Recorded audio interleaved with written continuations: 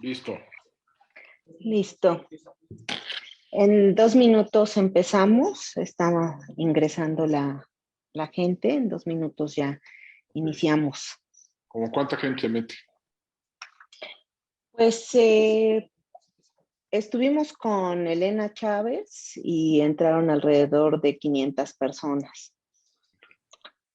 Y bueno, pues estuvo Anabel Hernández y alrededor de, que serán como 400 y tantas. O sea, depende del tema, porque hay cosas que a la gente le interesan más. Okay. Y de ahí hay una cadena de replicación. ¿Cuánto dura? Media hora. Ok, perfecto, buenísimo. ¿Mm? Pues ya estamos en vivo, vamos a esperar unos minutos. Pero, ¿cómo has estado, Alejandro? Muy bien, gracias. Qué bueno, ¿qué tal todo lo que estás realizando en este momento? He visto tus columnas ahí en el Universal. Todo bien, gracias. Qué bueno. Tranquilo. Pues ya podemos dar inicio. Listo, pues vamos a dar inicio a nuestro programa y entrevista el día de hoy. Muy buenas tardes a todas y todos.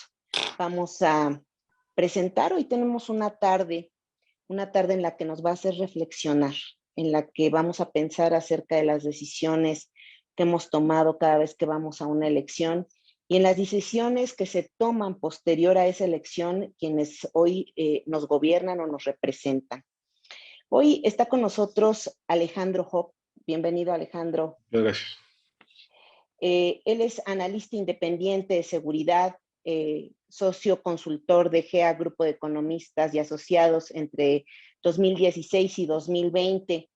Y de 2014 a 2016 fue editor de Seguridad y Justicia en el Daily Post, medio informativo electrónico en inglés especializado en México.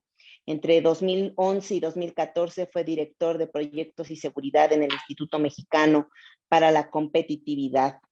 Entre 2008 y 2011 ejerció diversos cargos directivos en el Centro de Investigación de Seguridad Nacional, el CISEN. Y bueno, pues esta es una parte del currículum que tiene Alejandro. Y hoy esta entrevista va a ser muy dinámica, pero además hoy no vamos a tratar con especialistas. Alejandro, hoy es cómo entendemos desde la ciudadanía la seguridad pública.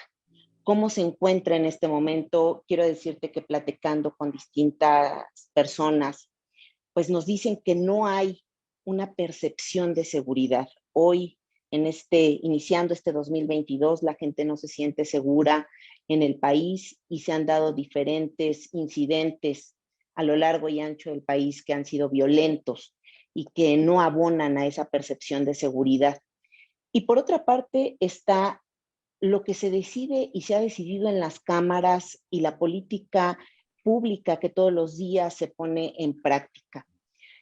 Quisiera poder empezar con que nos expliques esa diferencia entre lo que es la seguridad nacional y la seguridad pública, porque la confundimos cuando abordamos este tema y pensamos que una cosa tiene que ver con la otra y que está sí muy relacionada, pero que las decisiones que se están tomando, esas fastuosas decisiones, pues tienen que ver con nuestra seguridad de los ciudadanos a pie.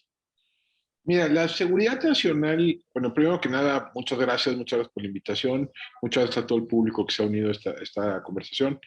Mira, la seguridad nacional es el ámbito donde hay de las amenazas, los riesgos para la integridad, estabilidad y permanencia del Estado.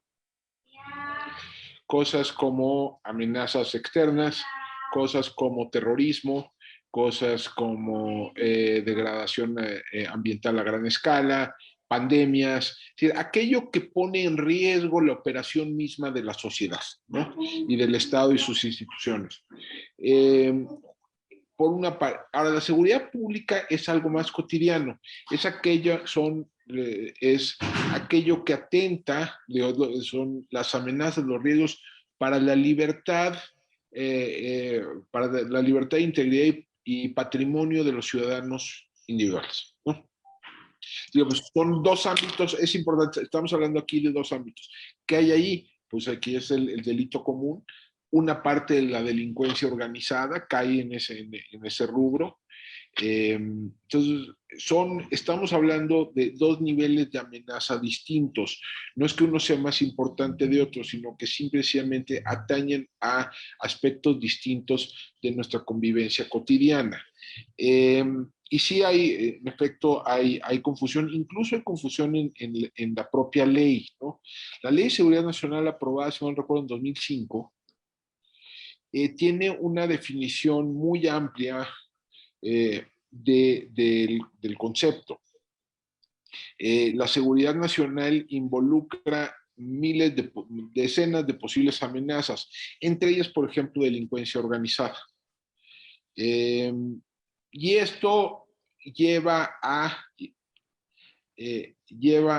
que se consideren amenazas a seguridad nacional cosas que en otros momentos y en otros países no serían considerados en ese concepto, ¿no? Yo creo que hay una tarea pendiente de replantear y redefinir el término, ¿no? Hacerlo un ámbito más estrecho, y separar con mucho más claridad los ámbitos de competencia de las autoridades, ¿no? Mira, la ruta a la militarización en parte viene de ahí, ¿no? Digo, la Ley de Seguridad Nacional incluye entre las posibles amenazas a la misma, la delincuencia organizada. Y en la Ley Federal contra la Delincuencia Organizada se incluyen una serie de categorías de delitos que, por ejemplo, incluyen el robo de vehículos, ¿no? Entonces, si el robo de vehículos es delincuencia organizada y la delincuencia organizada es seguridad nacional, entonces tenemos que utilizar todo el poder del Estado para combatir el robo de vehículos, ¿no? Entonces, se vuelve una justificación para el uso de medios que tal vez no sean los óptimos para enfrentar los problemas de violencia e inseguridad más cotidiana. Ahora, dime. Sí, en tu apreciación, lo que tiene que ver con la seguridad pública es una tarea de los gobiernos de contacto, o sea, una tarea que tiene que ver con atender de forma directa desde los gobiernos, podríamos decir los municipales, y tener estos cuerpos policíacos al servicio de la población.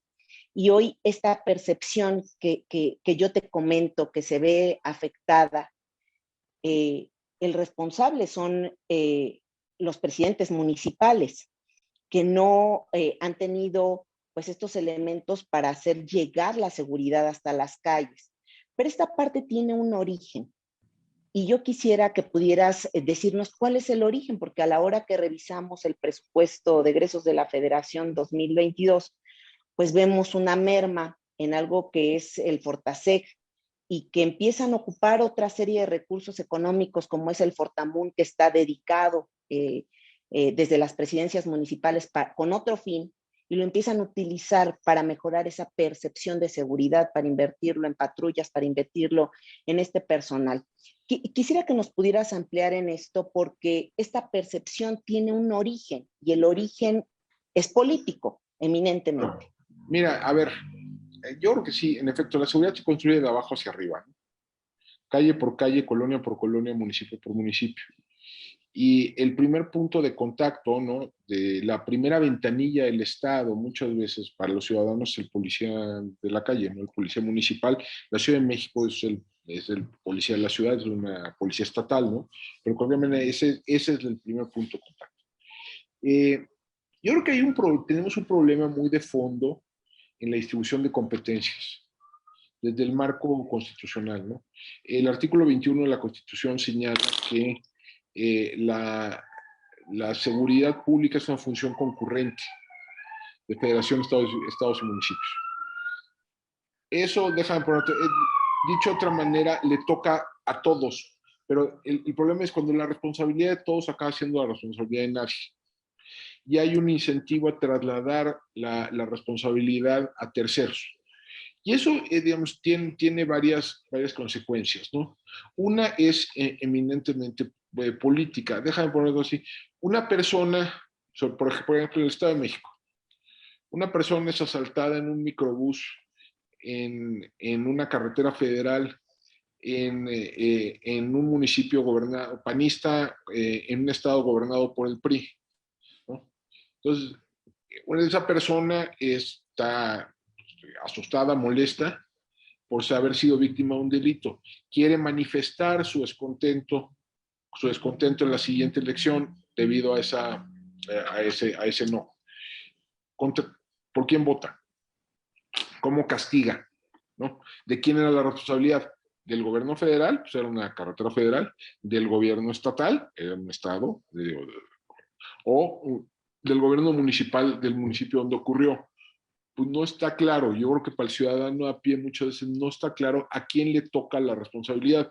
Y tiene razón en que no le quede claro porque tampoco está claro desde el marco legal. Y eso también lleva a distorsiones en la asignación de recursos que son importantes, ¿no? Tenemos policías municipales que se pasean con armas largas, ¿no? Y tenemos a la Guardia Nacional revisando mochilas en el metro, ¿no? Tenemos, o sea, en el estado de Zacatecas, que hoy es uno de los epicentros de la violencia homicida en el país, tenemos 1980 guardias nacionales. Se lanzó un plan de apoyo a finales de noviembre para ese estado, ¿no? Y le asignaron 240 guardias nacionales adicionales. Bueno, pues resulta, anunciaron casi en paralelo, que iban a abrir en la Ciudad de México 16 cuarteles de la Guardia Nacional, cada uno con 240 elementos. En la Ciudad de México, cuando la Ciudad de México tiene 90,000 policías propios. Entonces, hay una distorsión. Y en efecto, o sea, hay un problema, digamos, no está claro en dónde deberíamos dirigir los recursos presupuestales. Tú, como bien señalas, Fortasec no es con los se redujo, es que ya se eliminó. Se Sí, eliminó por completo. con todos los fondos. Para el público no está bien. Fortasec era un fondo de subsidios para los municipios dedicado a fortalecer la seguridad pública, con lo cual podían pagar todo menos nómina, déjenme ponerlo así. Patrullas, capacitación, cámaras, etcétera, pero no, todo menos los sueldos de los policías, ¿no? Y Fortamun, a ver, en Fortamun se señala, la regla de Fortamun señala que hasta 20%, que por lo menos 20% debe dedicarse a tareas de seguridad. Hay una propuesta, en 2019 en el Consejo Nacional de Seguridad Pública se aprobó un documento que se llama Modelo Nacional de Policía y Justicia Cívica, que proponía incrementar ese porcentaje de 20 a 50. El problema, hubo dos problemas con eso. Uno, que las resoluciones del Consejo Nacional de Seguridad Pública no tienen dientes, ¿no? Hacienda le valió un pepino esa resolución. Pero más importante, lo que pasa es que Fortamun, el gasto en seguridad entra a competir con otros objetos de gasto, ¿no? Sí, las luminarias, la pavimentación, el servicio de limpia, etcétera, todos los demás servicios que proveen los municipios. Yo creo que, creo que el problema financiero de la seguridad pública municipal no lo podemos resolver simplemente con transferencias federales. Creo que sí habría que restablecer, si no el Fortasec, algo que se le pareciera, pero de fondo no vamos a resolver por ahí. Yo creo que hay que pensar en maneras de generar una fuente permanente, suficiente y estable de financiamiento para las policías locales.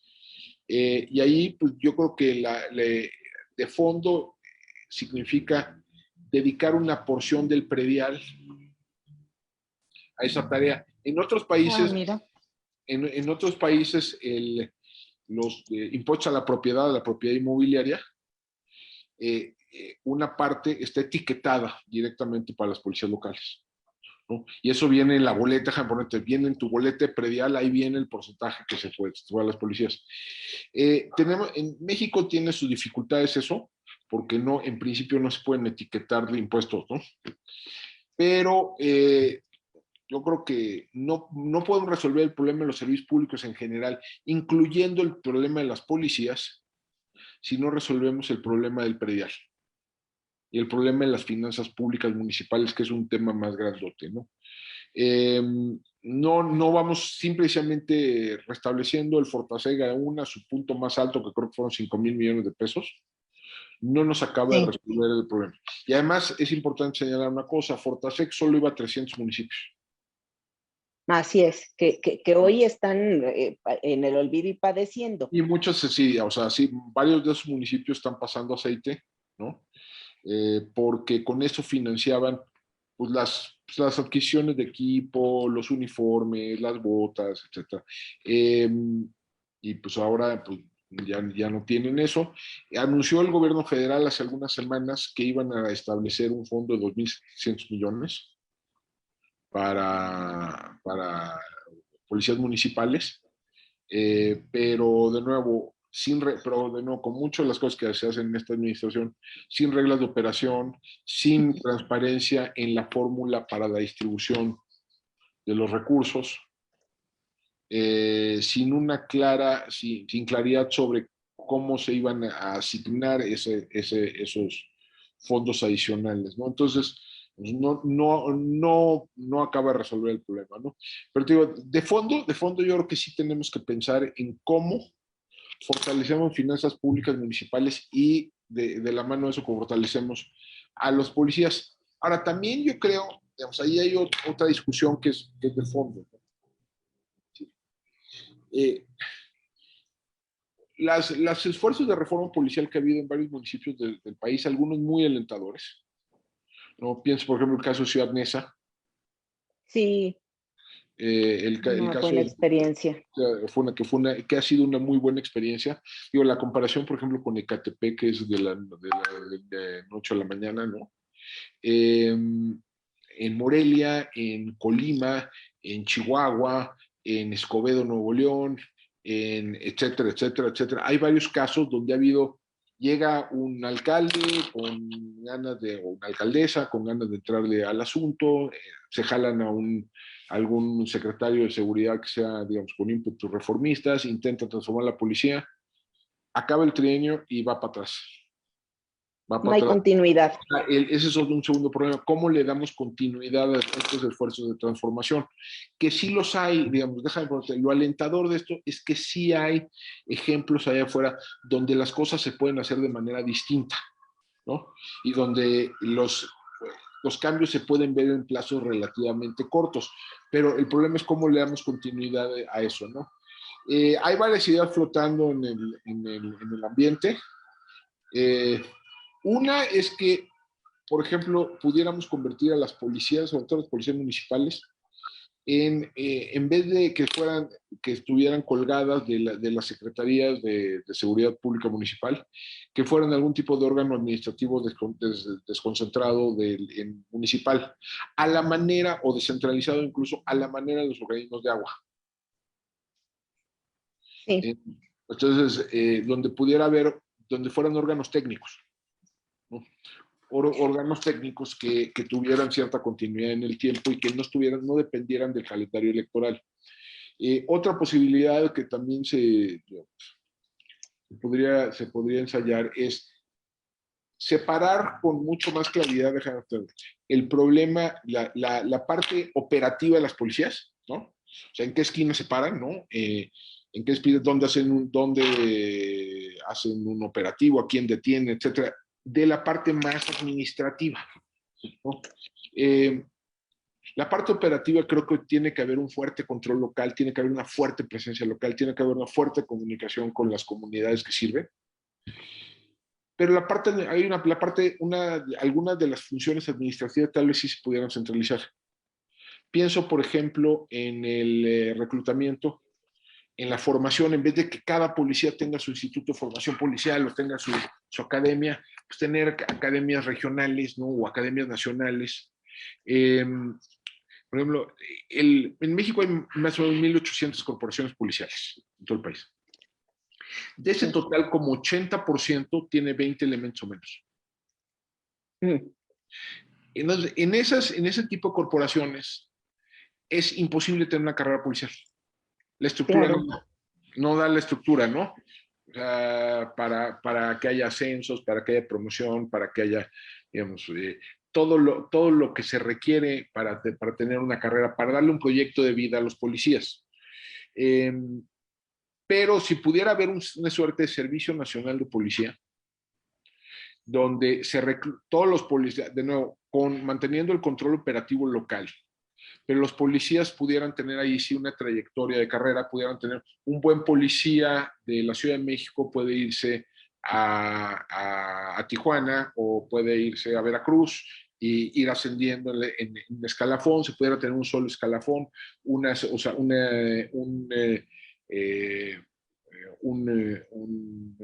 solo nivel, los mismos niveles salariales homogéneos, mecanismos de ascenso por concurso, bonos por desempeño, un sistema de seguridad social para los policías. Pienso, por ejemplo, ahí el modelo que a lo mejor que habría que pensar es el del ISFAM, el de las Fuerzas Armadas, el Instituto de Seguridad Social de las Fuerzas Armadas, tener un Instituto de Seguridad Social para el personal policial, ministerial y de custodios del sistema penitenciario. Que pudiera garantizar derechos sociales para ese personal, ¿no? Pero eso tendría que hacerse, para que sea viable, tiene que hacerse a más escala que lo que puede dar la mayor parte de los municipios del país, ¿no? Entonces, esa es otra posibilidad.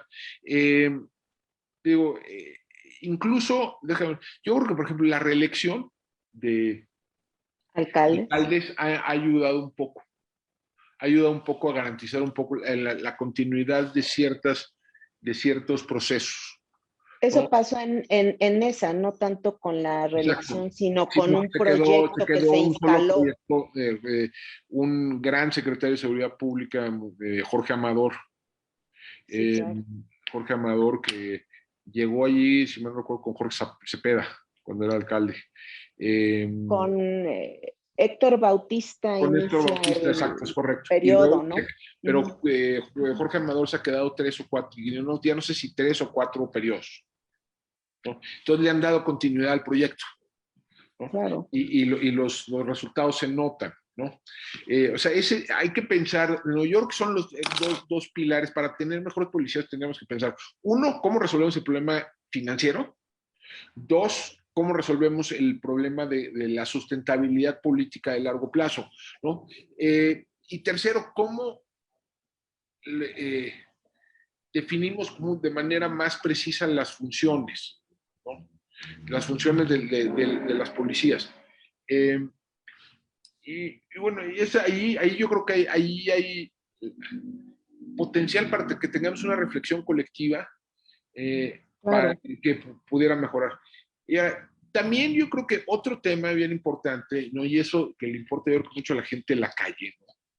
Es que la relación muchas veces está rota, muchas veces la relación entre la policía y la comunidad, ¿no? Claro. Y está rota porque nuestro marco jurídico también genera barreras, ¿no? Esa relación. En la mayor parte del mundo, si te asaltan, si eres víctima de un delito, no vas con una fiscalía, no vas con un ministerio público. ¿Con quién presentas tu denuncia? Con un policía. Policía. De hecho, eso ya se puede en México, en el Código Nacional de Procedimientos Penales, ya es algo posible. Ya es algo posible. Algunos municipios, algunos estados lo están ensayando, ¿no? En Querétaro, que es un poquito el caso ejemplar en este caso, en este tema específico, para presentar una denuncia en algunas categorías de delito, en vez de ir al MP, a la agencia del MP, que es un calvario, Ujú. que yo estoy seguro que mucha Horrible. de la gente que nos está escuchando ha tenido el calvario de ir a una agencia del MP y que lo primero que te digan es seguro quiere denunciar, segurísimo, ¿no? Y que uno luego lo tengan a uno esperando 4, 5, 6 horas y luego lo hagan regresar para ratificar, ¿no? Eh, bueno, pues entonces, por ejemplo, en Querétaro uno habla al 911, llega una patrulla, tienen una tableta o tienen un teléfono, allí llenan, digamos, las circunstancias, le toman la declaración a la persona, pero una declaración mucho más sencilla, es decir, cuáles son las circunstancias de los hechos, se acabó. El asunto toma Claro. media hora, 45 minutos todo el proceso. Eso ha significado un incremento notable en el número de denuncias. Aquí en la ciudad solamente existe eso, pero para las multas. Para Una y rapidez. en la ciudad hay, digamos, algunos mecanismos de denuncia en línea. Sí, ha funcionado y ha ayudado Ha mucho. ayudado en algunos casos, aunque, déjame ponerte, todavía es relativamente estrecho el catálogo Sí. de delitos que se pueden denunciar así. Pero de fondo lo que tenemos que hacer es, el MP habría que sacarlo del negocio de recibir denuncias. Tendría que ser eso función de la policía. Y también de la mano de eso, habría que repensar, digamos, uno de los que ha sido los pilares de nuestro sistema de seguridad y justicia desde hace un siglo, ¿no? Desde la Constitución del 17, que es el mando y conducción de la investigación criminal por parte del Ministerio Público. Ujú. Porque es un embudo terrible, ¿no? Hay, en la ciudad, déjame poner, en el caso de la Ciudad de México es bien notable, ¿no? Hay 90,000 policías, ¿no? Hay más 85,000, entre preventivos, auxiliares y bancarios hay como 85,000 policías y hay como la policía de investigación, la PDI tiene como 3 o 4 mil. ¿A quién le estamos encomendando la investigación de los delitos de esos 3 o 4 mil? A Y la los más pequeña. 85,000 que están en la calle, que están viendo, que tienen contacto con la población, que saben dónde asaltan, que saben dónde está la narcotiendita, que saben, ¿no?, dónde se venden las autopartes robadas, pues lo saben porque lo ven, ¿no? Esos no investigan, ¿no? Ahí hay una separación artificial de las dos funciones, ¿no? Un policía en la calle genera información y puede investigar, ¿no? Eh, la investigación criminal tendríamos que moverla, ¿no?, del MP a la policía. Y el MP dedicarse a litigar, a armar el expediente y litigar, para no Claro. salir a hacer operativos a la calle, ¿no? O sea, tenemos la idea de que tenemos fiscales que salen con chaleco antibala, ¿no? A casi agarrarse a balazos con los malos. Pues que es que eso es anómalo, es que eso no debería ser. Ellos son los que tienen, ¿qué es lo que tienen que hacer? Armar el expediente, irlo a litigar ante el juez, ¿no? Y hay maneras todo esto va a decirte que hay maneras de organizarnos de otra manera, de otra forma. Claro. Que no tenemos por qué estar atorados con con estas reglas y estas normas y estas formas, estas prácticas, ¿no? Yo en ese sentido sí soy optimista, ¿no? A pesar de lo terrible que se ve la situación, yo sí soy optimista. Yo creo que hoy, en algunos sentidos, estamos mejor que hace 10 años. Eh, no, tenemos más delitos, tenemos más homicidios y tenemos más violencia, pero creo que en algunos sentidos estamos mejor. Uno, porque creo que tenemos una mayor base de conocimiento de lo que teníamos hace 10 años. Entendemos mejor el fenómeno que hace 10 años.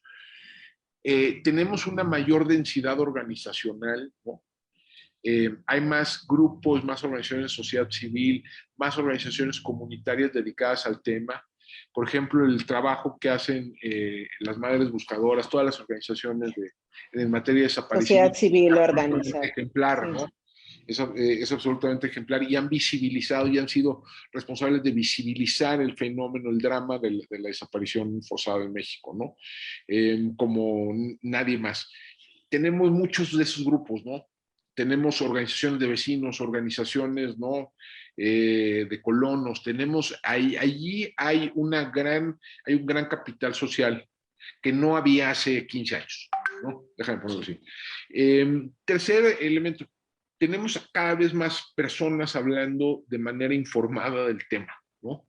En las universidades, en los centros de investigación, viene una camada bastante grande de jóvenes investigadores que están terminando ahorita sus maestrías, sus doctorados en temas de seguridad y que tienen ideas frescas y que tienen aproximaciones nuevas al fenómeno y que van a aportar mucho, ¿no?, a lo largo de los hechos. Y por último, déjame,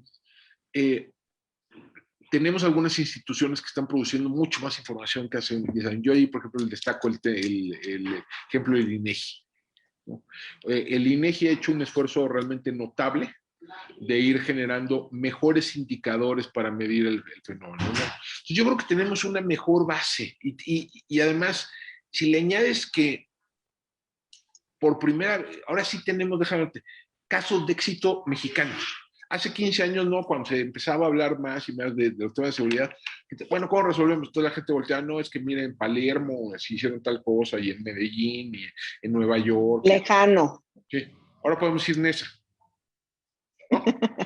Ahora Bueno, podemos... que el invento ahí fue perredista, lo digo a mucho orgullo, ¿no? Una es decir, podemos administración. decir Mesa, podemos decir Colima, podemos decir Colima. Escobedo, podemos decir Chihuahua, podemos decir casos que son propios, ¿no? Casos que encajan en nuestro marco institucional, que encajan en las realidades de la realidad mexicana, que encajan en nuestra experiencia y que han tenido, que son historias, sí, no resuelven todo, ¿no? O sea, nada se resuelve todo, pero que ha habido avances, ¿no?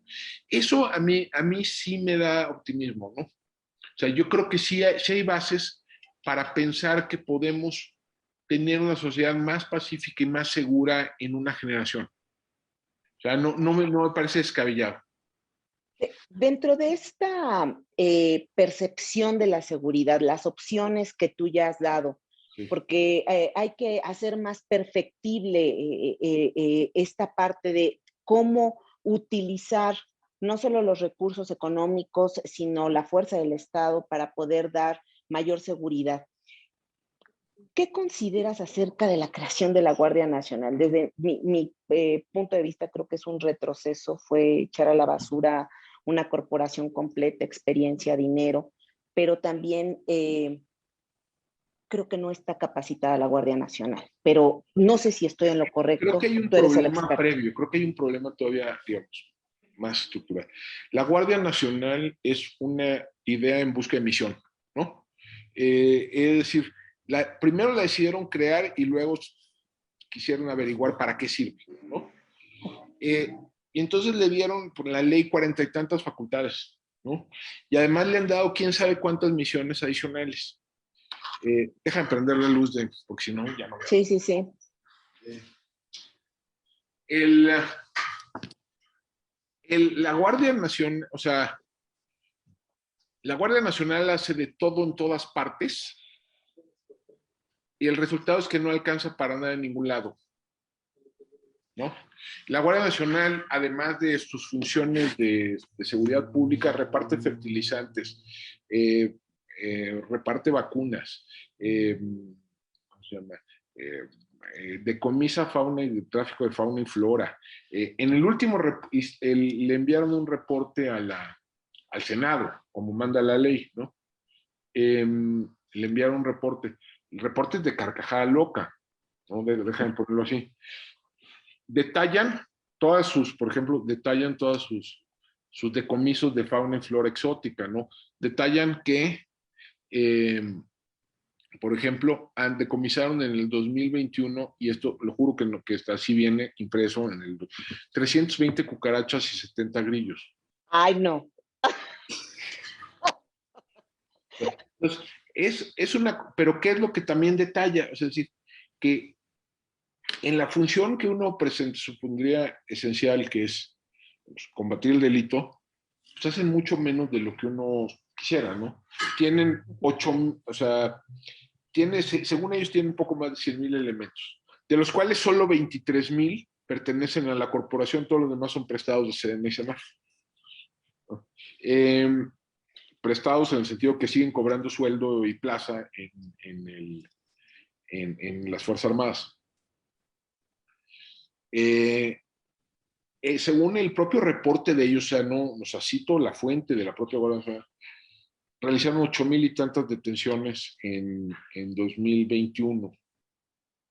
Pero más interesante, le preguntan, ellos meten un indicador, ¿no? Que es personas detenidas como resultado de actividad de inteligencia. El número es exactamente 14. O sea, el resto fueron topones, Sí, claro. fueron en rondines se toparon, o sea, fue flagrancia, se encontraron con algo. O sea, y no No con hay mucho, combate. y no hay más músculo que cerebro en la operación de la Guardia Nacional. Y Oh, qué segundo fuerte. punto, es decir, no combaten muchos de los delitos más graves, ¿no? Según el Censo Nacional de Seguridad Pública Federal que hace el INEGI, en 2020 la Guardia Nacional puso a disposición del Ministerio Público por el delito de homicidio doloso a exactamente 6 personas. En un año donde se cometieron más de 36,000 homicidios. Sí. Entonces, digamos, ¿por qué no baja el homicidio cuando despliegan a la Guardia Nacional? Porque no lo combate. Así de fácil, ¿no? La Guardia Nacional hace de todo en todas partes y no alcanza para nada en ningún lado. Los modelos que invocaron al crear la Guardia Nacional, lo que llaman cuerpos intermedios que están entre policía y Fuerzas Armadas. Ya hay varios de estos, sobre todo en países europeos, en Francia, en España, en Italia, ¿no? Invocaron el ejemplo de la Guardia Civil Española o la Gendarmería Francesa. Bueno, pues déjame ponerlo así, es cierto, o sea, son cuerpos intermedios que tienen origen y etos militar, ¿no? Y formación militar. Pero su mandato es muchísimo más estrecho. La Guardia Civil Española básicamente está desplegada en zonas rurales y pequeñas poblaciones. Allí donde es muy difícil poner policía, ¿no? En México hay 600 municipios que no tienen policía. Bueno, allí debería estar la Guardia Nacional, ¿no? O en aquellas regiones que son de difícil acceso, en aquellas regiones, digamos, más rurales, ¿no? Allí es donde debería estar, o en el control o la vigilancia de caminos y carreteras, allí es donde debería estar, ¿no? Regreso y repito, está construyendo cuarteles en la Ciudad de México, ¿no? Entonces, pues no está allí. Propósito. Y, digamos, incluso, y luego cuando está, tampoco actúan, lo acabamos de ver en Caborca, Sonora, ¿no? Donde un convoy de 20 vehículos con casi 100 hombres armados, pasa enfrente del cuartel de la Guardia Nacional, enfrente, ¿no? Pasa enfrente de un retén del ejército, toma por asalto la ciudad, mata al menos a 2 personas, secuestra a otras 5, rafaguea edificios, se queda en la balacera durante como 6 horas y no llega a la Guardia Nacional. Y luego, digamos, el último problema, un último problema con la Guardia Nacional, que está construida, desde el inicio está construida bajo el signo de la simulación. Originalmente la querían ubicar en La Serena. Esa fue la primera propuesta que envió el presidente López Obrador. Todavía, incluso antes de tomar posición, todavía en el periodo de transición. Esa propuesta es rechazada por los legisladores de oposición. Entonces, debe recular el gobierno y deciden eventualmente, después de un largo jaloneo, ubicarla en la Secretaría de Seguridad y Protección Ciudadana y ubicarla como una institución policial de carácter profesional y civil. Así dice la Constitución. Pero lo que hicieron en la práctica es convertirla en una extensión de las Fuerzas Armadas. De nuevo, insisto, más del 75% de los elementos de la Guardia Nacional tienen sueldo tienen plaza y cobran sueldo en la Sedena o en la Semar. A pesar de que la propia ley de la Guardia Nacional señala que tiene que haber una separación para que una persona pertenezca a la Guardia Nacional, tiene que estar separado funcionalmente de su cuerpo armado de origen. Entonces, y es como, no, si está separado funcionalmente, le dimos un oficio de comisión. Pues déjame ponértelo así, a lo mejor, digamos, en términos estrictos sí están cumpliendo la ley, pero sí están violando el espíritu, ¿no? del arreglo que llevó a la creación de la Guardia Nacional. Están violando el espíritu que dio origen a la corporación. Añádele esto que el grueso de las compras de equipo para la Guardia Nacional lo realiza Sedena. La construcción de los cuarteles, cada uno de los predios donde se han construido cuarteles de la Guardia Nacional, fueron transferidos por gobiernos municipales no a la Secretaría de Seguridad y Protección Ciudadana, no a la Guardia Nacional, sino a la Sedena. Y ahí construyeron cuarteles que técnicamente están en el patrimonio Sedena. Entonces, ahí hay un problema, o sea, no lograron aprobar lo que querían y le dieron la vuelta mediante artilugios administrativos. Ahora, ¿por qué la quieren regresar a la Sedena? Pues para resolver, ¿no?, el entuerto administrativo en el que se metieron. Simulación. La simulación está construido sobre la simulación, ¿no? Y ahora pues quieren resolverlo tratando de aprobar lo que no pudieron aprobar en 2019. Es la militarización. Sí, pero más que militarizar, pero además el problema no es tanto que sean militares, ¿no? No es tanto que sean militares, o sea, es un problema, pero no es todo el problema. El problema es que son militares cuando la ley dice otra cosa. Claro. ¿No? Y además de todo, los usas para cosas para los que acabas sustituyendo a las policías, no complementándolas, ¿no? O sea, un amigo mío me decía, el problema de la Guardia Nacional no es que sean militares, que se comporta como policía municipalota, ¿no? Policía, o sea, es decir, agarra funciones que le tocan a otros niveles de gobierno. Entonces, no nos resuelve los problemas para los cuales sí pudiera servir, ¿no? Genera un incentivo súper perverso en los gobiernos estatales y municipales, ¿no? Porque genera un incentivo a trasladar para allá la responsabilidad. Ahí hay un ejemplo que es notable, ¿no? El gobernador de Sonora, y antes secretario de Seguridad, Protección Ciudadana, Alfonso Durazo, ¿no?, en un evento a finales del año pasado, en Hermosillo, con presencia del presidente, dijo que el nuevo gobierno de Sonora tenía la intención de duplicar su estado de fuerza. El estado de fuerza, o sea, el número de elementos de su policía estatal. Ah, pues muy bien, ¿no? Pero que ya no lo iban a hacer, porque el presidente les había prometido más Guardia Nacional. Entonces, por ahí leí una nota que me pareció francamente interesantísima, ¿no?, de unos tianguistas en San Martín Texmelucan, Puebla, ¿no?, ahí en la frontera con Tlaxcala, ¿no?, que estaban teniendo muchos robos, como suceden en tantos mercados populares, ¿no?, del país, ¿no? Estaban teniendo muchos robos, muchas extorsiones, etc. ¿Qué es lo que piden? ¿Qué es lo que pedían los tianguistas? Los tianguistas la exigencia no es venga policía municipal aquí a atendernos, es queremos que nos manden la Guardia Nacional. Y lo mejor de todo es que lo hicieron, ¿no? Entonces, pues para el alcalde, para los alcaldes, para los gobernadores, pues vénganos tu reino. La vara de mano. O sea, la próxima vez que haya una masacre en algún lado, que haya 10 muertos en un lado, que haya robos, que haya extorsiones, y que algún ciudadano o los medios o alguien le vaya a reclamar, pues ventanilla equivocada. La centralización de la seguridad de este país. Es un problema de fondo por varias razones. Uno, porque te decía, a ver, la seguridad se construye de abajo hacia arriba. O sea, sí hay modelos centralizados de seguridad pública en el mundo. Hay países donde hay solo una policía nacional. Pero aún en aquellos modelos hipercentralizados, hay control local sobre las policías. En Colombia, ¿no?, que tiene una policía nacional, los alcaldes tienen mando sobre la Policía Nacional en su jurisdicción.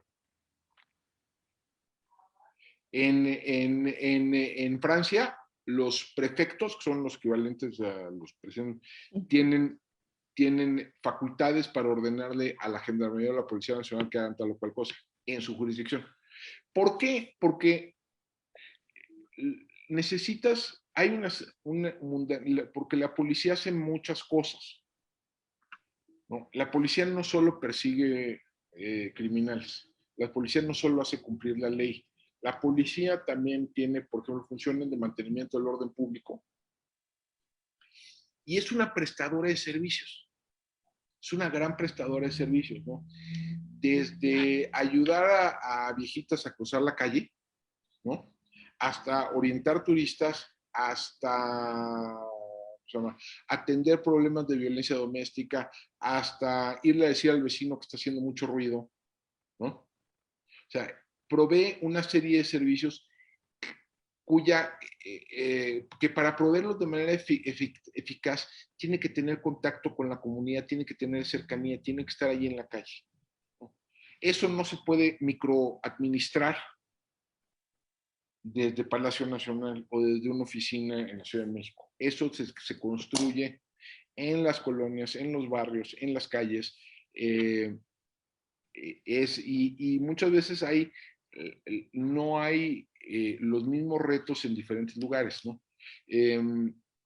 Entonces allí, digamos, el control local y la cercanía con la comunidad, pues son elementos indisociables, ¿no? De la construcción de una política de seguridad distinta, ¿no?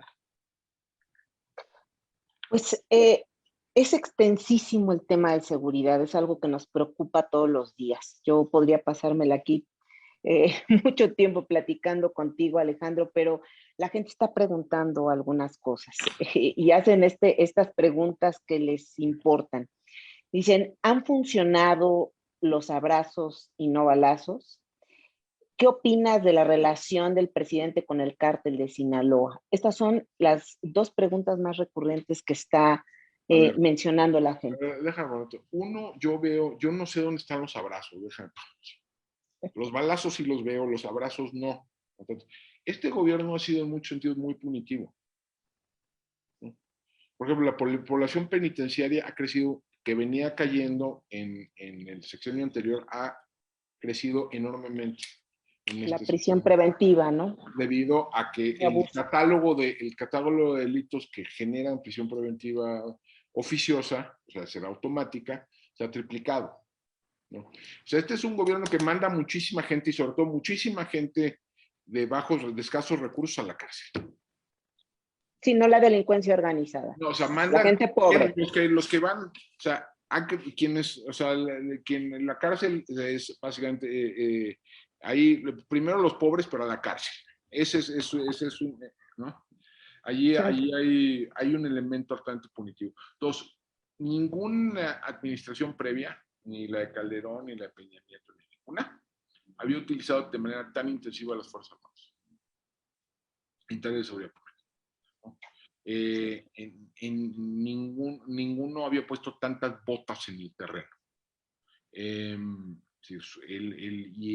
el uso, digamos, de personal militar para tareas que corresponden tradicionalmente a los policías, ¿no? Entonces, pues eso no es mano suave, ¿no? Los programas sociales que impulsa la administración podrán tener otras virtudes, no quiero entrar a esa discusión, o no, digo, no quiero entrar a la discusión, pero no están dirigidos, no están dirigidos a la prevención social del delito, ¿no? O sea, los programas de alcance general tienen poca incidencia en la reducción de delitos, ¿no? Y lo que prometían al inicio de la administración de tener una política de pacificación, ¿no?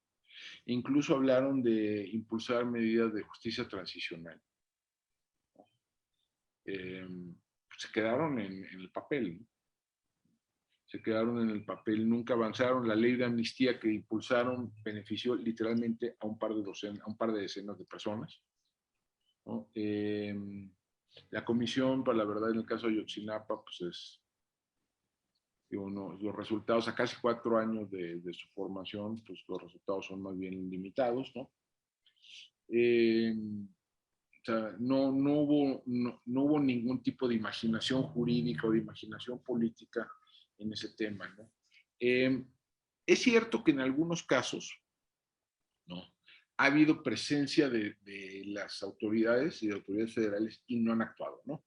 Caso de Caborca que te mencionaba, caso más grave porque es Michoacán, ¿no? Donde no es que no esté, el gobierno federal es que decidió no actuar, ¿no?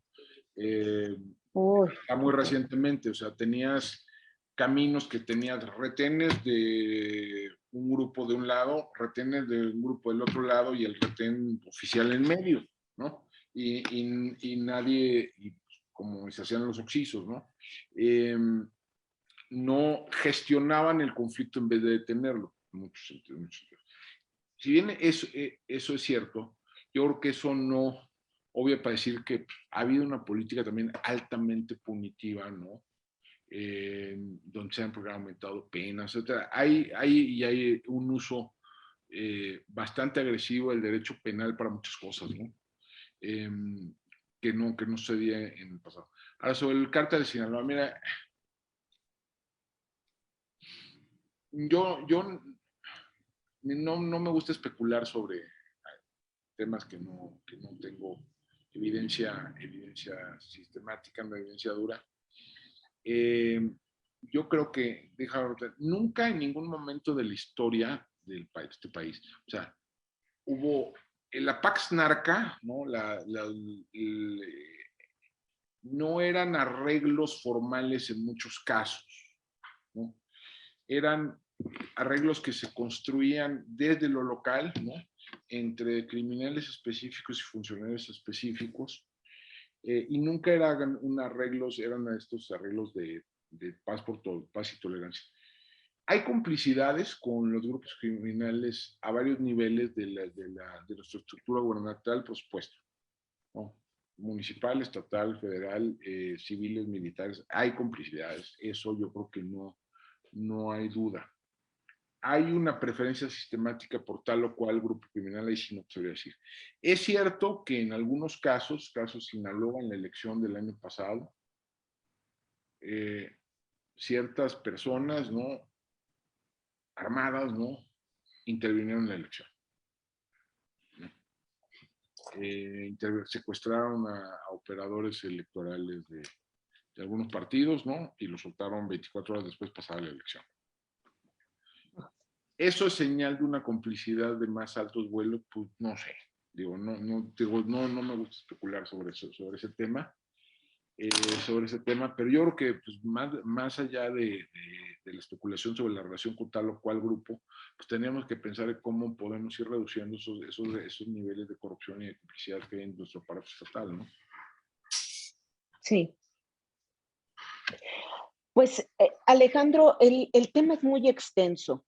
Ha sido una tarde en la que hemos no solamente visibilizado que hay cosas que hacer, que esa es la parte más importante, que la seguridad se tiene que analizar desde no solamente la percepción, sino el análisis de las decisiones que se están tomando desde donde existen las representaciones, o sea, desde las cámaras de diputados, ver cómo está actuando el Ejecutivo Federal y saber que hay opciones para poder mejorar la seguridad en este país y que solamente se pueden hacer con base en la experiencia, en la investigación y con la inversión de esa experiencia y no llegando y tumbando de un plumazo lo que ha generado con recursos públicos y que es patrimonio de la población y patrimonio de este país.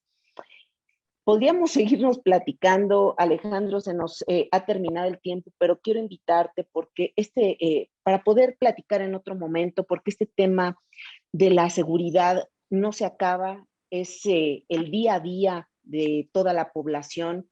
Cuando alguien de nuestra familia sale de casa, queremos que regrese con bien, queremos que no le suceda nada en los trayectos hacia cumplir con su misión en distintos espacios físicos, y lo que queremos es que vivir en paz sea una realidad. Este es un tema inagotable, un tema en el que tenemos que estar de manera permanente como sociedad, pendientes de lo que se está decidiendo, pendientes de cuáles son los últimos avances y pendientes de líderes de opinión como tú, que generan no solamente un análisis cotidiano, sino también generan opciones. Y pues ya lo dice tu apellido, Hope, esperanza. Esperemos que para la seguridad exista esperanza y que podamos generar, vivir en un país en el que no tengamos que medir los homicidios por montones y que no tengamos que estarnos platicando acerca de cosas como Michoacán, como Caborca, como muchos otros lugares que padecen la inseguridad. Alejandro, ha sido un placer verte esta tarde. Muchísimas gracias al auditorio. Gracias, que estés muy bien. Gracias. Un abrazo.